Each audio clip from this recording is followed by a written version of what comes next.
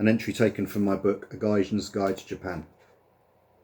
Born in 1905 to a respectable family of tatami makers, Sada Abe became a rebellious teenager whom her parents, in despair, sold to a geisha home. Unwilling to undertake the years of rigorous training necessary to become a geisha, however, Abe became a prostitute instead. She seems to have had an insatiable appetite for sex, indulging in a string of lovers as well as paying customers. However, her physical desire came at a cost. On several occasions throughout her life, she would require treatment for syphilis. It was when Abe quit prostitution to become a waitress that she met the man whom she thought would become the love of her life. Kichizo Ishida was the married owner of the Yoshidawa restaurant in Tokyo, where Abe worked, and the pair were soon embroiled in an affair. His sexual stamina left even Abe reeling. On occasion, the pair remained in bed for anything up to 4 days, with Ishida sometimes demanding that a shamisen player perform for them as they made love.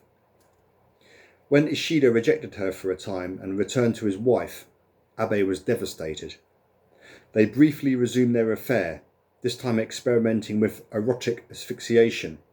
They tightened an obi or belt around each other's neck at the moment of climax, but Abe was paranoid that Ishida would leave her again. Early on the morning of May the 18th, 1936, Abe strangled Ishida to death using their treasured obi as he slept. Then, using a knife, she hacked off his penis and testicles before depositing them, wrapped in newspaper, in her handbag. Using the blood to write Sada and Kichi together on the bedsheets, Abe then went on the run, managing to evade the police 3 days before being captured, by which time the Abe-Sada incident had successfully scandalised the whole of Japan. She told the police, "I knew if I killed him, no woman would ever touch him again." At the resulting trial, and contrary to her own wishes as well as those of the prosecution, Abe was not given the death penalty. She instead received a mere 6 years for the murder of her lover and the subsequent mutilation of his corpse. The luckless Ishida's genitalia, meanwhile, were put on public display for a time at Tokyo University's medical school. Ultimately, Abe served only 5 years imprisonment before being released in May 1941. She attempted to resume her life under an alias and again had a succession of lovers, but each time the relationship ended when her real identity became known.